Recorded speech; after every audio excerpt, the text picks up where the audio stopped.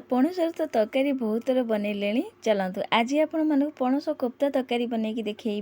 जोटा बिना क्रीम बिना काजू आ बिना चारुमगज बनईकी रेडी करवा घरे थिबा मसला रे ही बनइबा जोटा खाइबा बहुत टेस्ट लगे बहुत स्वादिया होता गोटे थर एमती बनईकी देखिए पणसर कोफ्ता आइंष तरकारी की भूली जिबे गरम भात हो कि रुटी परोटा सहित नान सहित सबुथ जमीज पणस कोफ्ता खाइबापा तो मत कि कहवाक पड़ानी आप तरकारी टेस्ट कलर रू ही जानीपारे आ बनवा बहुत सहज ए तरकारी। नमस्कार मो मिता मो लक्ष्मी हांडीशाला चैनल को आपण बहुत बहुत स्वागत। आशा करुँच आज रेसिपी आप समस्त को पसंद आसो तो वीडियो जमर स्किप न करी पूरा देखूँ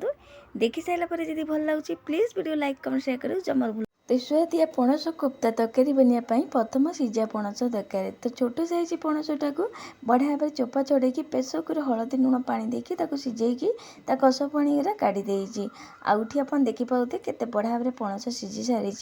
तो एबे आपको आम चकड़ा ग्लास पछपटे एमती चकड़ी पारे कि डालू चटी बढ़िया भाव एमती चकड़ी नवा जमी बढ़िया भाव पणस सबूक एमती चकड़ी हो तो ये आप देखिपारे सबूक पणस को भी चकड़ी सारी तो ग्लास चटू एमती चकड़िया द्वारा देखो पणस केते बढ़िया भाव खोली सारी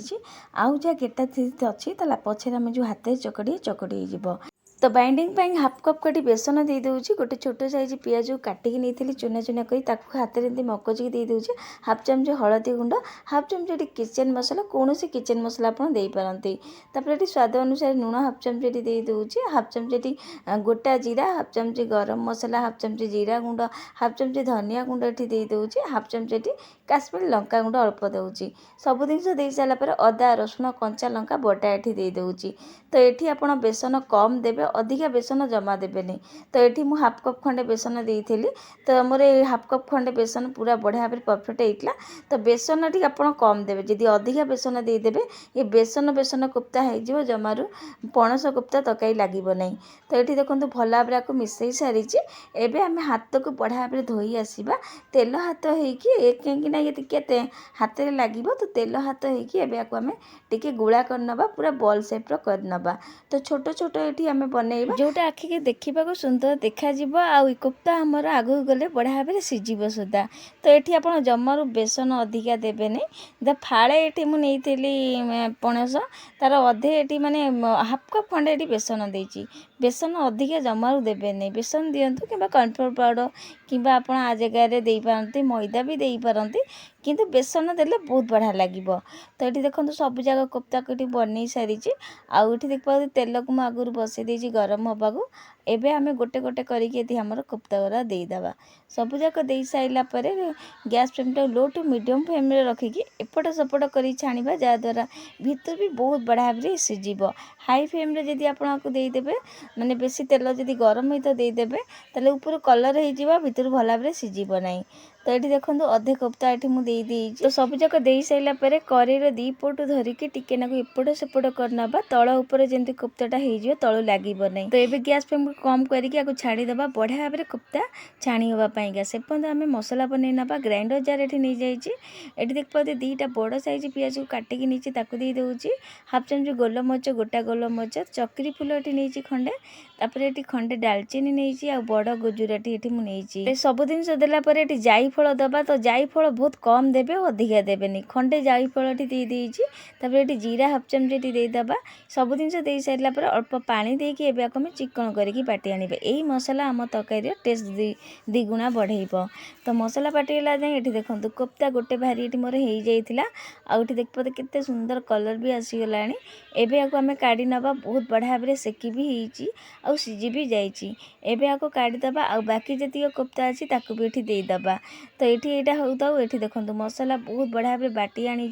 ये आमर मसला रेडी हो सारी आते सुंदर बास्ना मसला रोचे आउ ये देखो जो सेकेंड भारी देती कोफ्ता ये भी ये होगला एबे आपको आम काढ़ीदबा आ तेल ये काढ़ी नवा अधा अधा तेल ये रखी नवा सेम कड़े हाफ चामच जीरा तेजपत्र ये देदेबा टिके नाक भाजी है ये आम कंचा लंका अदा रसुण ये आम बटा देदेबा ये सब जिन को किसी समय टिके किसी समय लो फ्लेम रे भाजी नबा। तो यहाँ भाजी है जो बनई रखिलु मसला ताकू ये देदेबा मसला को दे सारापर भल भाव टिके नाक मिसई नबा आम घोरे किसी समय लो फ्लेम रे छाड़ा कषि हाँपाइका अदा रसुण स्मेल टिके ना गलापर आप बटाटा देवे। तो यहाँ को कषि हाँपा छाड़ा ये देखो से ग्राइंडर नहीं जाइए सेम ग्राइंडर जार एवं ये बड़ साइज टमाटो दीटा दे दूँ पानी न देकी चिकन कर बाटी आनिबा। एठी हमर टमाटर प्यूरी कि टमाटर बटा ये रेडी हो सारी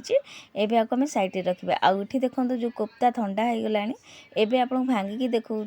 ये देखो केते बढ़िया भाव भितर सीझी देखी पाथे यहाँ एत टेस्ट लगे आप कौन चटनी सहित भी खाईपारे बहुत बढ़िया लगे। तो ये आपको आम सैड्रे टी रखा मसला देखी नवा। तो ये देखो मसला को मझे काढ़ी देखी आउठी मसला बढ़िया भाव कषि भी हो गला तेल भी छाड़ा भल भाव टिके नाक मिसई नवा। तो ये गुंड मसला देदेबा। तो जो गुंड मसला आम देलु आम कोफ्तार से सब सेम गुंड मसला से सबुथ कम कम ये नहीं जीरा गुंड धनिया गुंड आ काश्मीर लंका गुंड हलदी लुण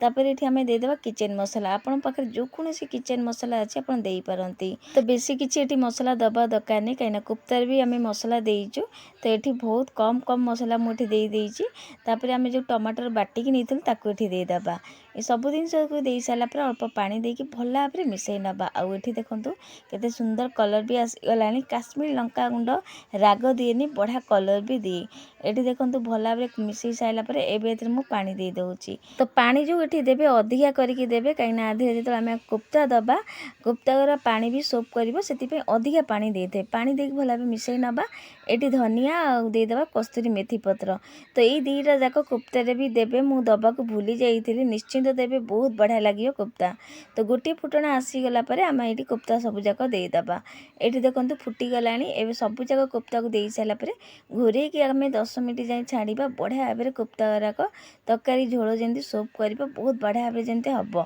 तो ये आपको घोरे कि 5-10 मिनट जाए लो फ्लेम रे छाड़ीदबा। आउ ये देखो 5-10 मिनट पर काढ़ी देखा आप देखिपे आगठू केते बढ़िया भाव में काठुआ हो गला आउ ये आप देखिपे जो कोफ्ता केते बढ़िया भाव में ऊपर को भासुला से बुड़ीकी रहा आउ ये आप देखिपे केते सुंदर देखा जाउची बहुत जुसी होता कोफ्ता बहुत टेस्ट लगे ये पणस कोफ्ता खाइबापा। तो ये आप गोटे देखा देखो केते सुंदर ये देखा भी जाऊँगी आउ ये आप तरकारी झोल को देखिए जानीपारे ये आपको यहाँ पानिया लगता कि जिते रे से माने पानी सोप कर आउर भी गाढ़ा हो। तो ये देखूँ मुझे काढ़ी आनी गोटे जगह को आउ ये आप देखिपे आगठू केते काठुआ हो जाए ठंडा है